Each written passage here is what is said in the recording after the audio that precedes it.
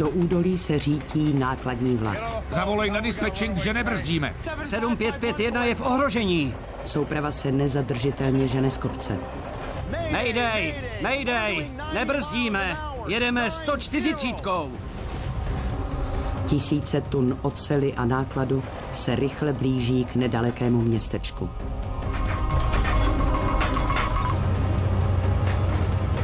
To je náš konec. Malá chyba ohrožuje životy celé posádky a mnoha nic netušících obyvatel.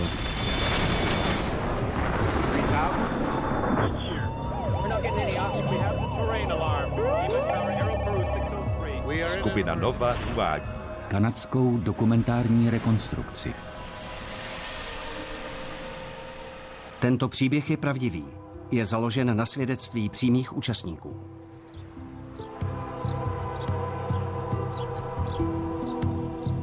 San Bernardino v Kalifornii. Klidné městečko na úpatí pohoří San Gabriel.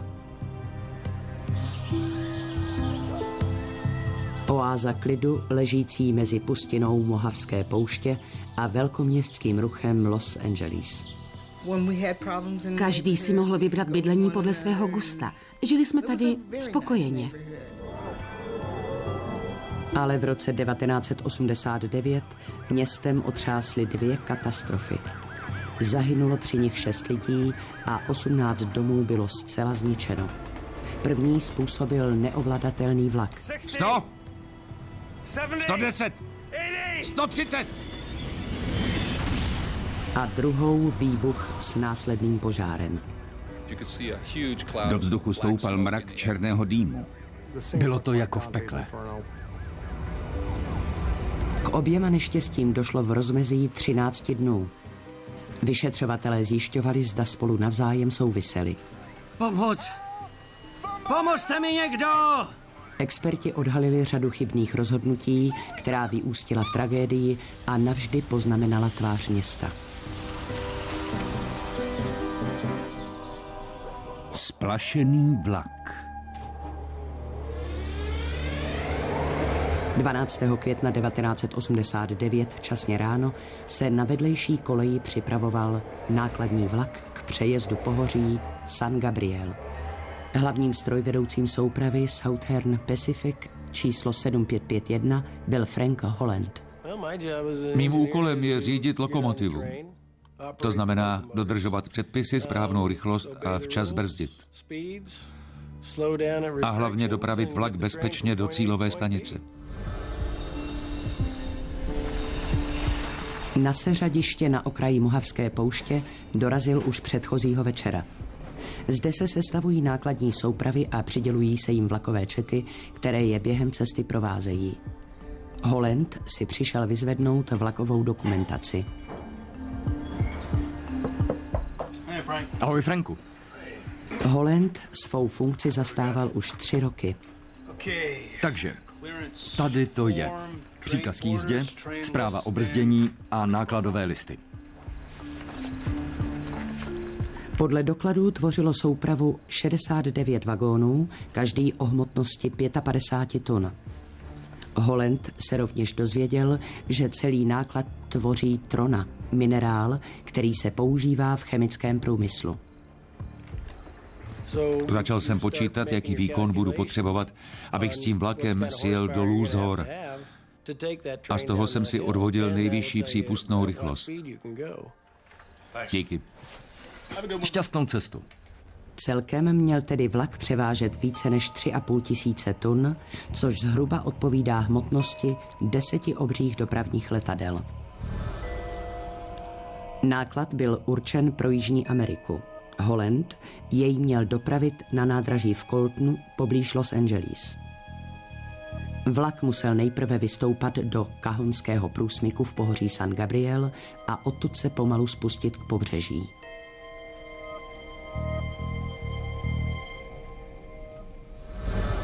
Takže jedeme do Coltonu a vezeme 69 vagónů trony.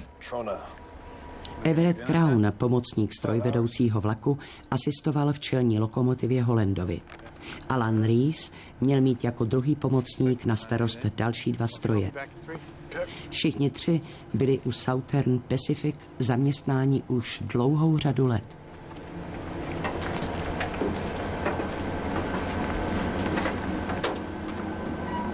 Aby měl jistotu, že bude mít dostatečný výkon k cestě přes hory, požádal Holland o výpomoc.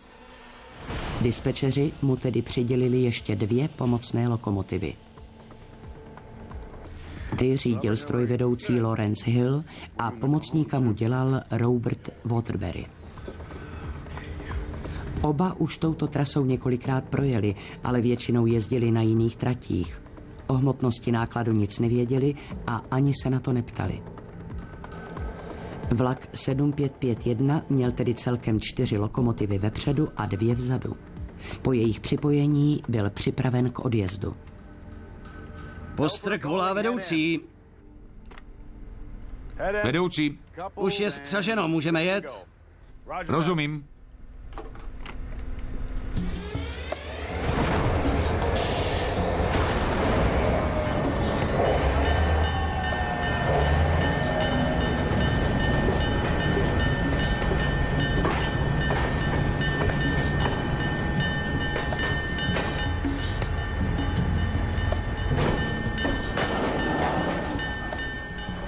Vlak se zvolna rozjížděl.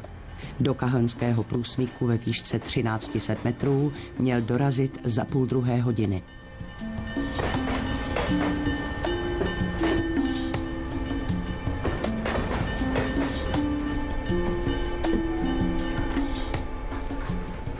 Postrk volá vedoucí. Vedoucí. Opouštíme se hradiště. Díky.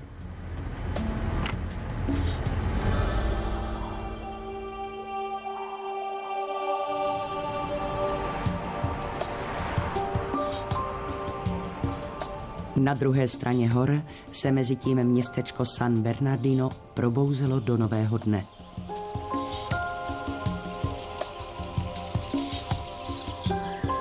Na jeho severozápadní straně nedávno vyrostla nová obytná čtvrť. Bydlí tam většinou mladé rodiny s dětmi.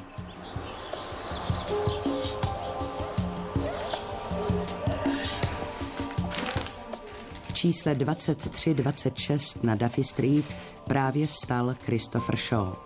Dům patří jeho matce. On zde pouze přespal, protože se předtím nepohodl s přítelkyní. Ruth Greenová bydlí naproti přes ulici. Vypravila své 2 syny do školy a zůstala doma s dcerou Lavou. V domě jsme byli jen my 2. To ráno probíhalo stejně jako každé jiné. Nasnídali jsme se a já jsem pak uklízela jídelnu. Jednou z mála vad na kráse této části San Bernardina je železniční trať vedená po 6metrovém náspu v bezprostřední blízkosti některých domů. Realitní kancelář nám původně nabízela dům na protější straně ulice. Koleje bychom měli přímo za plotem. Když to manžel zjistil, tak to i hned odmítl. Krátce po 7 hodině raní vystoupal vlak číslo 7551 do Cahonského průsmyku. Teď už pojede jenom z kopce.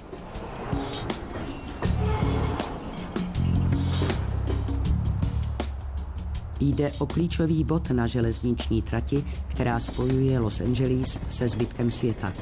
Denně tudy projíždějí desítky vlaků.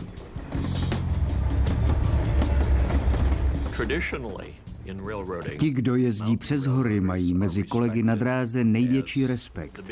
Jejich práce totiž patří mezi nejnáročnější. Cahonský průsmyk považují železničáři za jeden z nejobtížnějších úseků v celých Spojených státech. Je tam velmi hustý provoz a vyžaduje od každého opravdu 100% soustředění.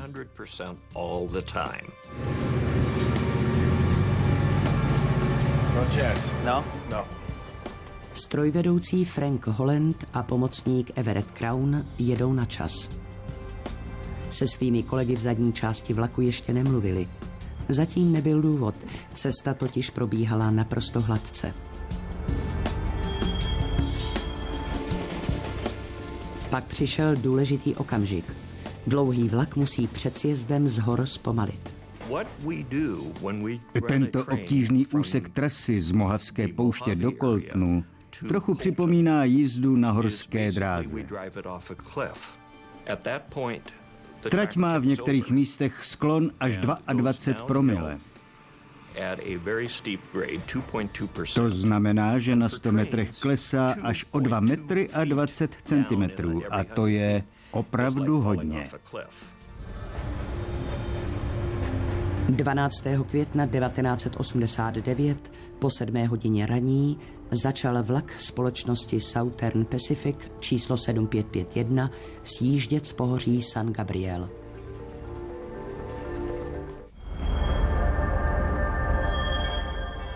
Jako dlouhý ocelový had se vlaková souprava prodírala úzkými soutězkami i nadhlubokými stržemi.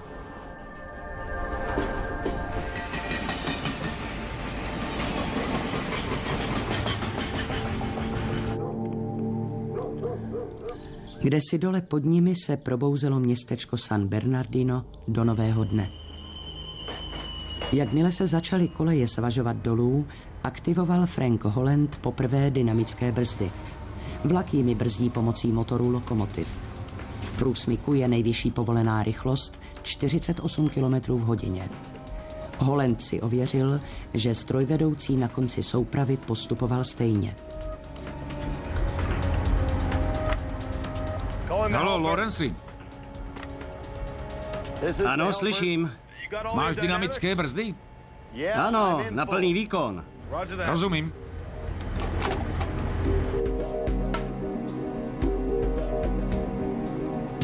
V první části sjezdu se trať kroutí v četných serpentinách.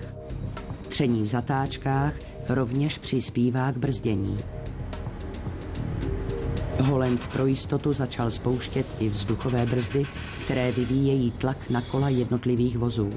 Vlak jel v tuto chvíli 40-kilometrovou rychlostí.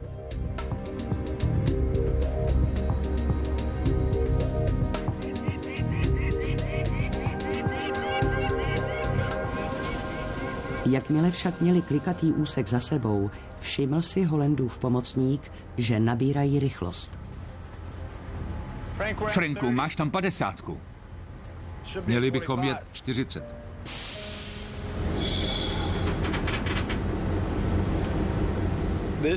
V tu chvíli byla rychlost pořád v normě.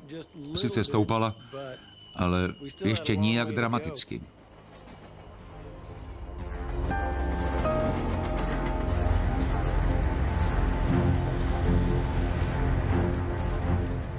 Stoupá.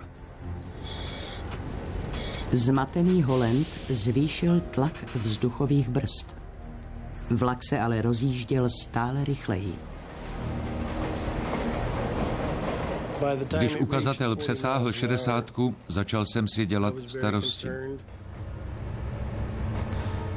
Vlak pořád zrychloval.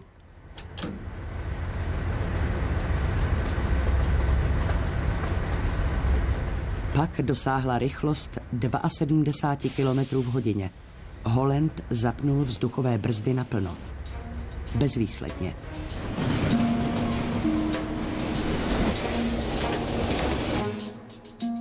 Souprava se rychle blížila k zatáčce u městečka San Bernardino. Tam je povolena maximální rychlost 64 km v hodině.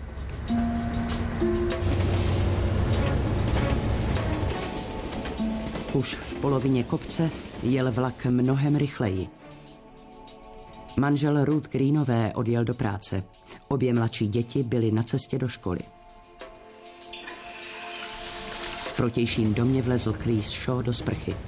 Strojvedoucí Frank Holland věděl, že když vlak vykolejí, bude mu v cestě stát několik domů.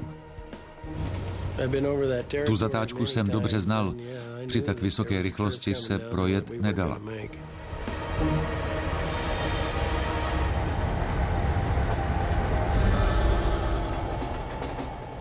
Také strojvedoucí na konci soupravy si uvědomil nebezpečí. Plně aktivované vzduchové brzdy vůbec neúčinkovaly. Jak to, že nebrzdíme? Aniž by se s kýmkoliv poradil, zapnul záchrannou brzdu. Byla to jejich poslední šance. Na chvíli se zdálo, že to pomohlo. Ale pak vlak zase zrychlil. Řítili jsme se dolů jako neřízená střela. Hrůzou mi vstávaly vlasy na hlavě. Záchranná brzda nezabrala. Z podvozku se začalo kouřit a vlak stále zrychloval. 100! 110! 130! Ručička se zastavila na 140. Dál už nemohla. Holland však věděl, že rychlost stále roste.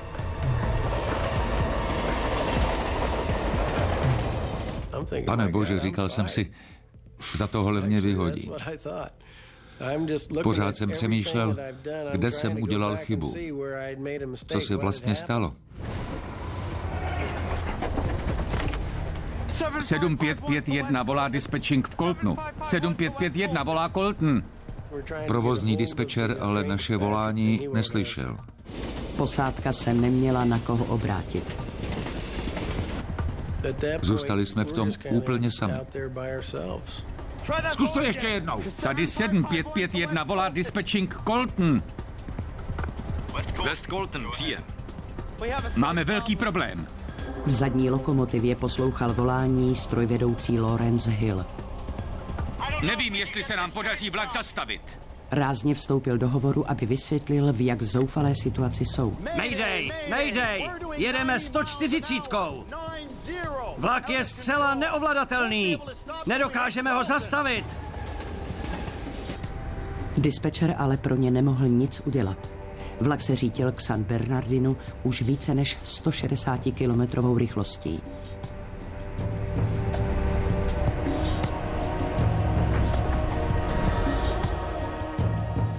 Dole ve městě zaslechli vzdálený rachot. Celý dům se otřásal tak silně, až jsem se bála, že se vysypou okenní skla. Pořád se to blížilo a sílilo a pak mě napadlo, jestli to není vlak. Když jsme se řítili k městu, řekl jsem Everettovi, Tohle nepřežijeme. měl vytřeštěné oči a byl k smrti vyděšený. Já jsem na tom byl stejně. Pamatuju si jenom, že jsem se něčeho chytil a zařval drž se. Nečekal jsem, že to přežiju.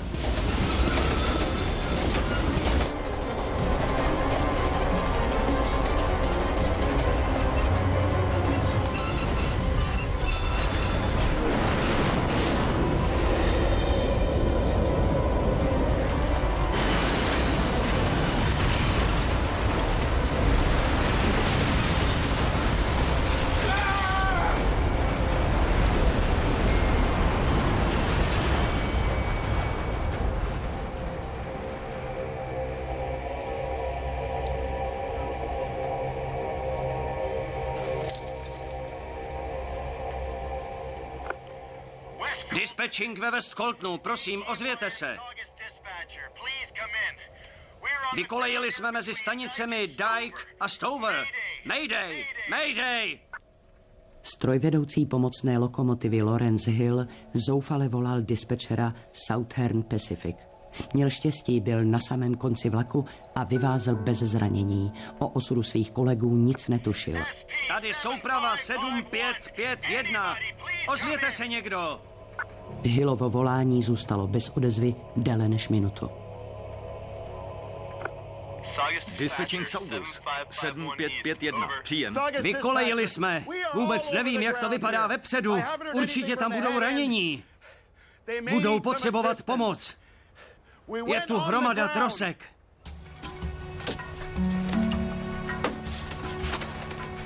Frank Holland měl neuvěřitelné štěstí. Nehodu přežil. Dokonce se sám dostal ze zničené lokomotivy, která vykolejila jako první. Everett, je tam vevnitř. Musíme ho vytáhnout. Podejte mi ruku. Dolů mu pomáhali náhodní svědci havárie. Když mě postavili na zem, nevěřil jsem vlastním očím. Stál jsem uprostřed změti převrácených vagónů. Lokomotivy byly rozbité. Rozhlížel jsem se kolem a zděsil jsem se toho,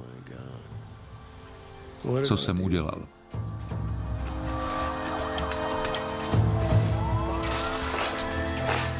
Frank Holland měl několik zlomených žeber a proraženou plíci.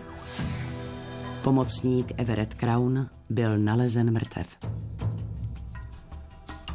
Stejně jako druhý pomocník Alan Rees, který jel ve 3. lokomotivě. Záběry pořízené krátce po havárii ukazují rozsah škod. Vlak zdemoloval 7 budov a zbyla z něj jen hromada šrotu. Když se rozptýlil prach, viděli jsme všechny ty rozbité vagóny, které ležely na místech, kde ještě před chvílí stály domy. Všude kolem se válely kusy zkrouceného kovu, podvozky vozů a mezi tím šokovaní lidé, kteří vůbec nechápali, co se vlastně stalo.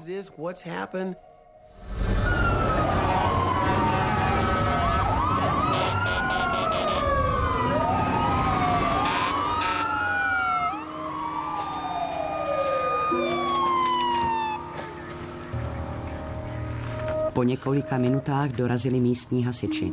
Velitelem zásahu byl Ellen Simpson. Soustředili jsme se na místo, kde podle informací jedné ženy původně stál její dům a uvnitř měl zůstat její syn. Z budovy nezbylo vůbec nic, vypadala, jako by ji někdo srovnal buldozerem. Říkali, že tam někdo zůstal. Až později jsme se dozvěděli, že to byl Chris Shaw.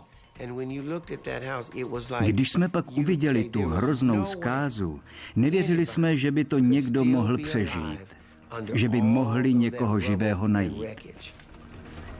Pod troskami se ale skrýval jiný problém, o kterém nikdo z obyvatel nevěděl. Podél trati vedlo v hloubce 2 metrů potrubí, kterým se přes hory dopravoval benzín. Kdyby bylo poškozeno, jediná jiskra mohla způsobit mohutnou explozi. Neměli jsme tušení, že něco takového je zakopáno těsně vedle našich domů. Neustále nás děsila představa, co by se stalo, kdyby ta 30-centimetrová trubka, natlakovaná benzínem, praskla. Provozovatel dálkovodu společnost Calnev ze systému okamžitě odčerpala stovky barelů paliva, aby snížila riziko výbuchu. Převážná část benzínu přesto v potrubí zůstala.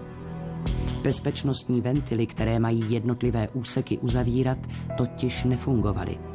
Pod místem neštěstí tak zůstala skrytá časovaná bomba. Po 3 hodinách pátrání objevili záchranáři tělo malého chlapce. Byla to druhá dětská oběť. Z jednoho domu jsme vyprostili těla 2 dětí a pomalu jsme přestávali doufat. Ale nevzdali jsme to a hledali jsme dál. Každá minuta pátrání po Chrisu Shawovi ale oddalovala od klízecí práce. Dokud totiž podél trati ležely trosky vlaku, nemohli pracovníci Calnevu zkontrolovat potrubí.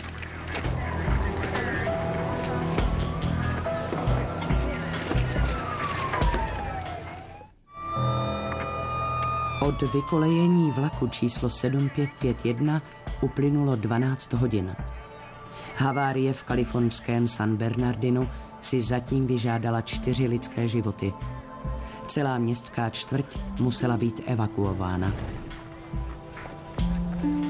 V noci nastoupil do služby mladý hasič George Avery. Chris Shaw, který snad byl v jednom ze zničených domů, se stále pohřešoval.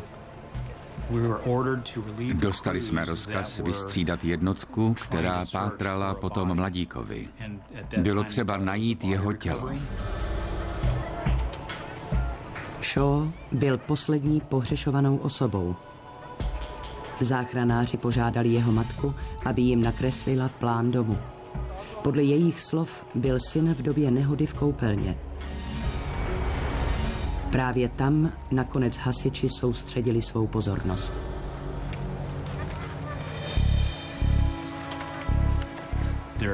Na místě domu ležela obrovská hromada trosek. Vyčnívaly z ní zlámané trámy a latě se zbytky střešní krytiny. Přidělili mi konkrétní místo a já začal s odklízením. Připadalo mi to jako věčnost. Ale po hodině se mi podařilo v sutinách odhalit dutinu. Když do otvoru strčil ruku, cítil, že ho něco zatahalo za rukáv. Nejdříve jsem si myslel, že jsem zachytil o nějaký hřebík. Pak jsem se podíval dovnitř ještě jednou. A uviděl jsem tam mávající ruku. Našel jsem ho! Našel jsem ho! Pomozte mi někdo!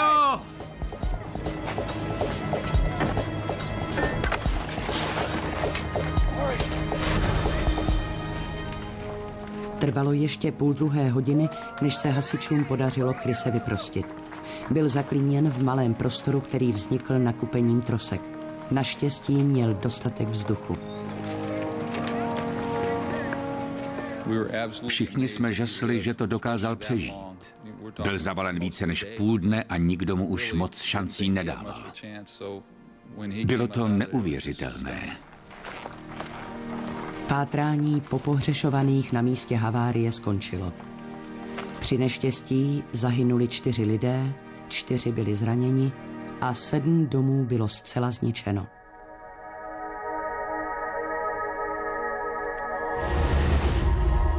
Problémy San Bernardina ale zdaleka neskončily. Pokud došlo k poškození dálkového potrubí, hrozil výbuch, který by si vyžádal další oběti na životech.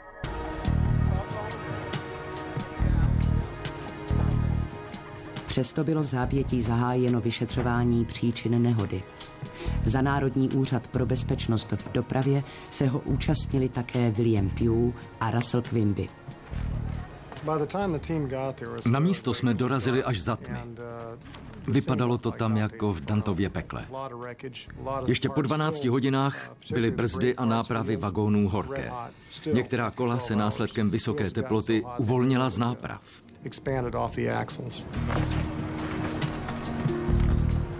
Tření při brzdění bylo tak silné, že se samotná kola začala tavit. Vyšetřovatelé už věděli, že brzdy nedokázaly vlak zpomalit, ale netušili proč.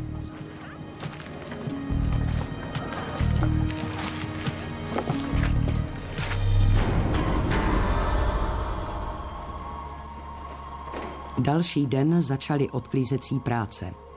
Dopravce musel co nejdříve odstranit trosky, aby mohli pracovníci Kalnevu zkontrolovat stav potrubí. Rozbité vagóny byly odvezeny za 2 dny. Zemi však stále pokrývaly stovky tun trony, minerálního prášku, který vlak převážel.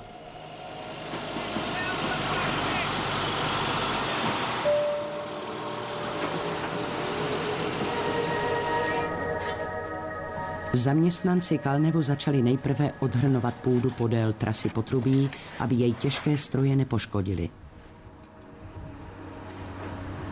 Na 5 nebo 6 místech ho odkryli a vizuálně zkontrolovali. Nakonec konstatovali, že silnými otřesy během havárie nebylo poškozené. Palivo je potrubím hnáno pod vysokým tlakem. Sebemenší trhlina mohla způsobit rozsáhlý únik a následný výbuch.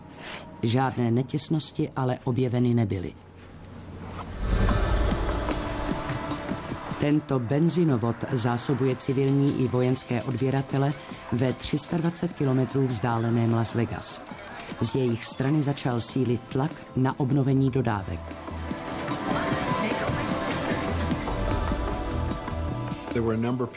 My jsme byli přesvědčeni, že by to ještě neměli spouštět. V Las Vegas prý ale říkali, že jejich auta mají větší cenu než pár baráků v San Bernardinu. 4 dny po nehodě byl provoz dálkovodu obnoven. V Kalnevu bedlivě hlídali sebemenší pokles tlaku. Ale všechno nasvědčovalo tomu, že systém vydržel.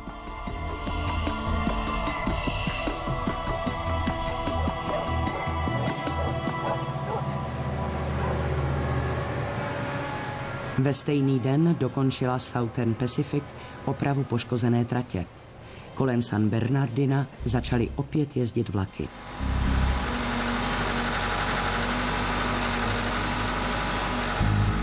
Úklid ale ještě neskončil.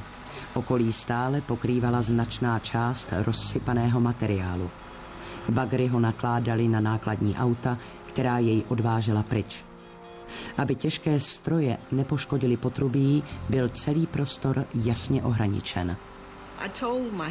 Jednou večer jsem řekla manželovi, že jsem ve vzduchu ucítila benzín. Ale ujistili nás, že potrubí prověřili a nikde nic neuniká. Byl jsem tam až do konce. Celý prostor byl vyklizen a oplocen. Vypadalo to, že je všechno v naprostém pořádku.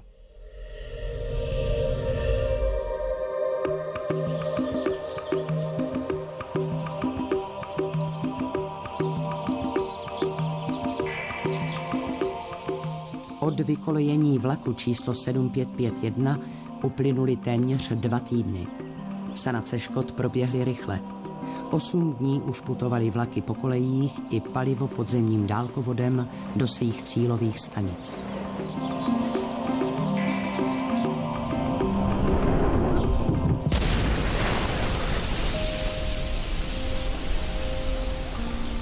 25. května brzy ráno se najednou začal z jasného nebe snášet déšť. Podivná přehánka skrápěla domy v širokém okolí. Ruth Greenová byla doma.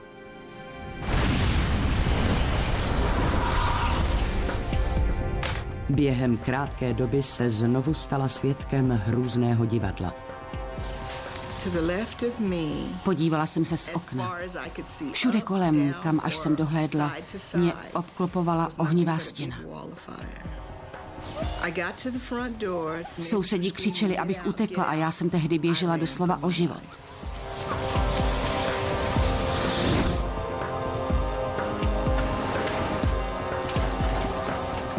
Podruhé v jednom měsíci vyjeli hasiči k neštěstí do Duffy Street.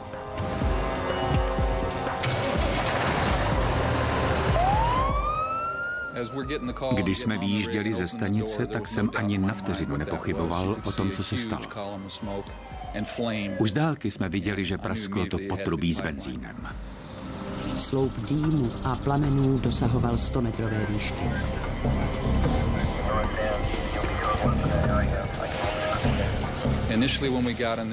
V bezprostřední blízkosti byl takový žár, že se nám rozstavily plastové kryty světel na autě a stejně tak části majáků na střeše. A k tomu hrozný rachot. Prasklé potrubí hučelo jako tryskové letadlo. Hasili jsme to dlouho. Byli jsme tam celý den. Do Duffy Street se tedy vrátili hasiči i vyšetřovatelé. Zavolali mi, abych se dostavil na vedení. Tam mi sdělili, že vybuchl dálkovod a já mám znovu svolat svůj tým. Vypadalo to tam jako ve válečné zóně. Požár napáchal hrozné škody. Některé domy ve čtvrti vyhořely do základů. Ani tentokrát se společnosti Calnev nepodařilo uzavřít bezpečnostní ventily. Během 7 hodin schořely téměř 2 miliony litrů benzínu.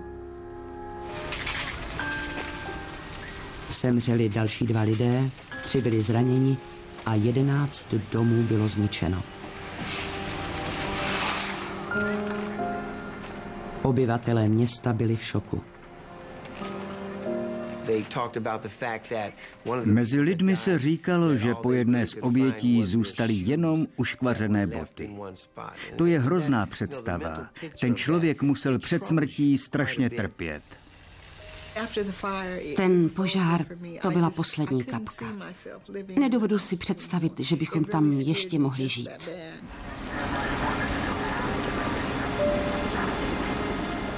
Místní lidé se brzy dozvěděli, že veškeré škody, bolest a utrpení byly výsledkem jediné osudné chyby.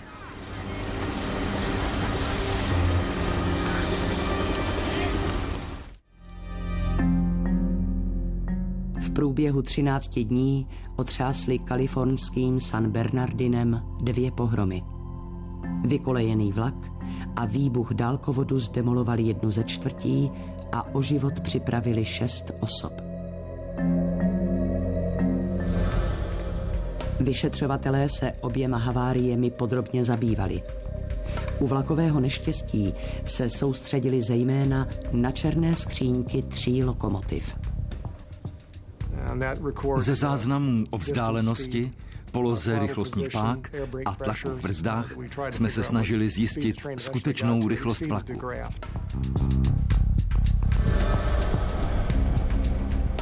Údaje ze zapisovačů ukazovaly, že souprava před vykolejením jela neuvěřitelnou rychlostí 177 km v hodině.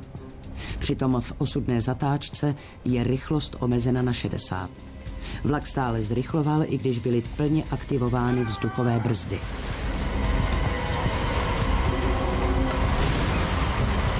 Jak se to mohlo stát? Téměř každá nehoda je výsledkem sledu různých událostí. Většinou by stačilo velmi málo a k ničemu by nedošlo. Vlak číslo 7551 byl standardně vybaven 2 druhy brzd. Dynamickými a vzduchovými. Vzduchové brzdy stlačují brzdné špalky, které třením okola vagonu snižují jejich rychlost.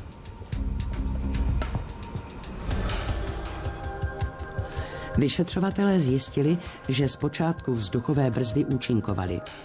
Jakmile začal vlak zrychlovat, strojvedoucí začal brzdit intenzivněji. Brzdné špalky se vzniklým teplem roztavily a v okamžiku havárie byly zcela nefunkční. Zbývaly tak pouze brzdy dynamické. Motory lokomotivy působí jako generátory elektrického proudu.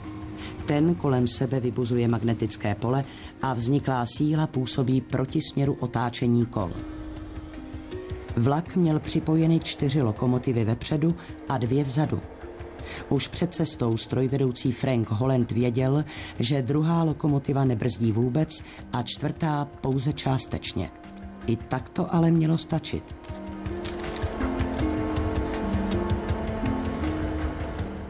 Počítali jsme, že s jednotkami, které jsme měli k dispozici, dokážeme z kopce 50-kilometrovou rychlost bez problémů udržet. Na začátku klesání měl Holland ještě všechno pod kontrolou. Domníval se, že má dostatek brzdné síly, ale neměl. Franku, máš tam 50. Měli bychom jet 40. Stoupá to. Z údajů černých skříněk ale vyšetřovatelé zjistili překvapivou věc. Ani brzdy 3. přední lokomotivy zřejmě vůbec neúčinkovaly. Holland se přitom o jejich funkčnosti ještě ujišťoval. Alane? Ano, Co brzdy? řvou o 106. Datové zapisovače ale prokázaly, že i když brzdy vydávaly obvyklý hluk, na zpomalení vlaku se nijak nepodílely. A nebyly jediné. Hotovo! Je spřaženo! Jedna ze zadních lokomotiv rovněž nedokázala vyvinout žádnou brzdnou sílu. Strojvedoucí Lawrence Hill to věděl, Hollandovi to ale neřekl. Prostě mu vůbec nesdělil, že elektrodynamicky může brzdit jenom jeden stroj. Domníval se totiž, že mu to řekl traťový dispečer. Haló, Lawrence? Ano, slyším. Máš dynamické brzdy? Ano, na plný výkon. Když se ho Holland zeptal na brzdy, Hill odpověděl kladně. Myslel tím však pouze jednu z lokomotiv. Takže Holland disponoval mnohem nižší brzdnou silou, než se původně domníval. Aby všem překvapením nebyl konec, černé skříňky vydali ještě jedno nečekané svědectví. Musíme s tím něco udělat.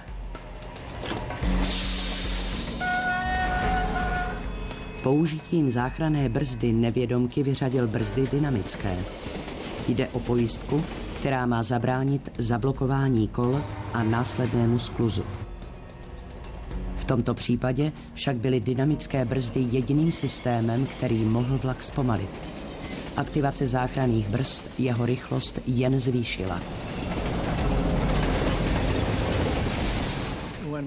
Strojvedoucí tak ztratil poslední možnost vlak zpomalit a ten se stal neovladatelným. Vyšetřovatelům však stále něco nehrálo.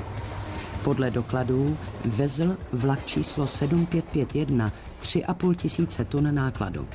Při této hmotnosti by měl být Holland schopen soupravu ubrzdit i s poškozenými lokomotivami. Bylo proto nutné prověřit události, které jízdě předcházely.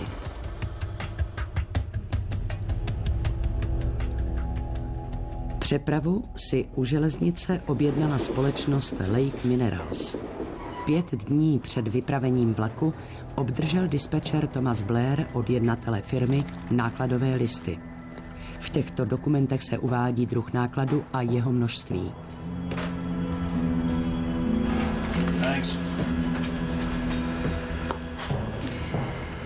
Ale tentokrát nebyly údaje o hmotnosti uvedeny. Vagony přitom byly plně naloženy, každý tedy vážil 90 tun. Hey! Hey! V Lake Minerals byli přesvědčeni, že je to jasné, a proto váhu do papíru nevypisovali. Protože ale byly dokumenty zpracovány na počítači, musel Blair chybějící informace doplnit. Během 17 let u Southern Pacific vypravil tisíce nákladních vlaků. Spolehl se proto na svou zkušenost a odhadl hmotnost nákladu ve vagonech na 54 tun. V tom se ale osudově zmýlil. Oproti jeho předpokladům totiž ve skutečnosti každý vůz vážil o 630 tun víc. Při celkovém počtu 69 vagonů tak byl vlak mnohem těžší, než předpokládal strojvedoucí.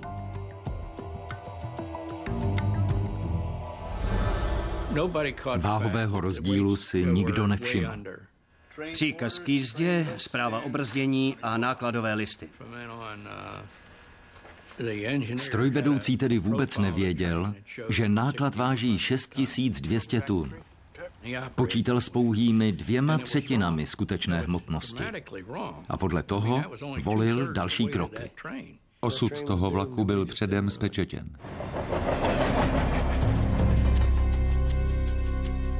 Potíže Franka Hollanda začaly už před cestou. I kdyby byly všechny lokomotivy v pořádku, sjezd z hor by se neobešel bez komplikací. Za dané situace nebylo v jeho moci vlak ubrzdit. Havárie v San Bernardinu tak byla od začátku nevyhnutelná. K vykolejení soupravy 7551 však nemuselo dojít. A jak zjistili vyšetřovatelé, zabránit se dalo i následné explozi.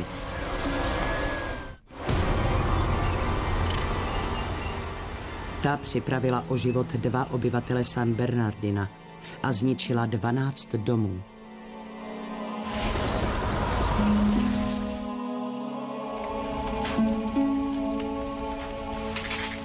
Týmy vyšetřovatelů spáleniště důkladně prohledali.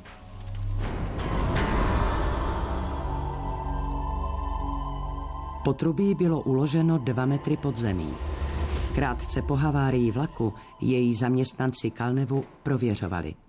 Neobjevili sebe menší poškození. Zdálo se, že dálkovod přežil nehodu bez úhony.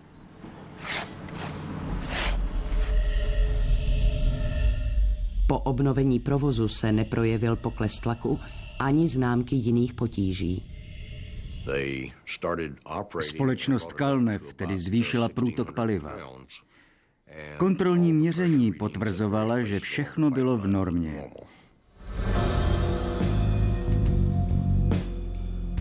Protože nehoda vlaku výbuch dálkovodu přímo nezpůsobila, soustředili se vyšetřovatelé na potrubí. Požár zuřil několik hodin, ale prasklá trubka žár vydržela.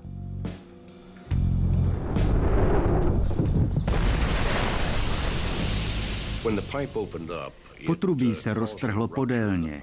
Okraje trubky byly roztřepené. V nejširším místě měřila trhlina 10 cm a byla přes půl metru dlouhá.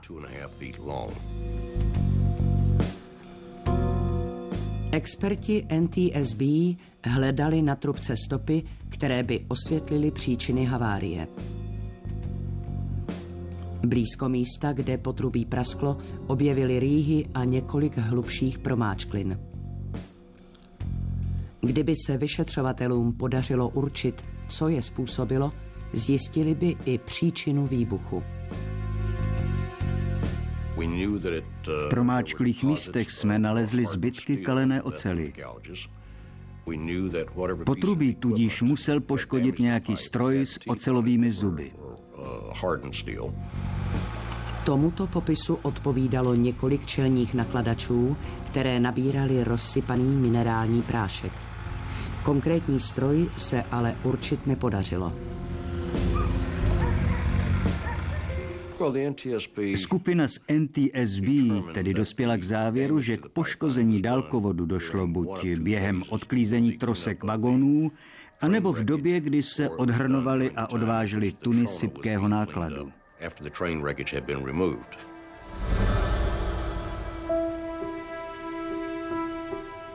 Za pohromami, které postihly kalifornské San Bernardino, stály 2 lidské chyby.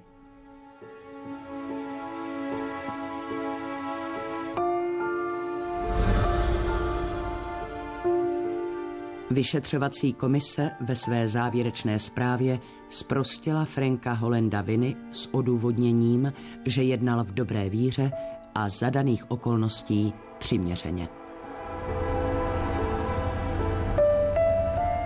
Strojvedoucí zůstal u dráhy, ale přes pohoří San Gabriel už nejezdí. Psychicky bych to neunesl.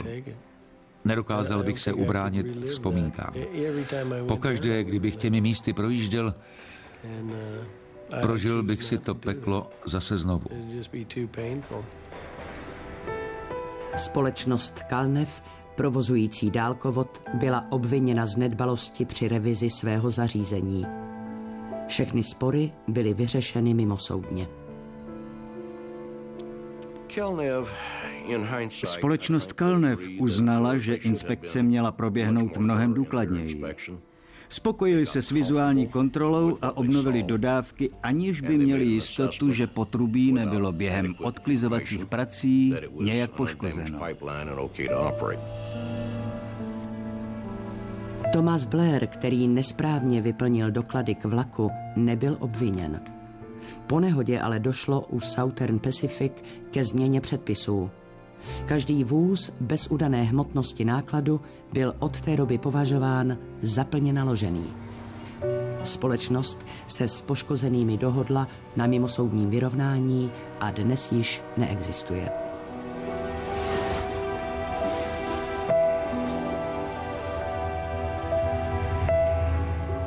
Vlaky kolem San Bernardina jezdí dál. Mnohé z postižených rodin se ale odstěhovaly. Ta trať je pořád v provozu, ale my jsme se toho hrozného zážitku nezbavili do dneška. Pořád na to myslíme a žít bychom už tady nemohli.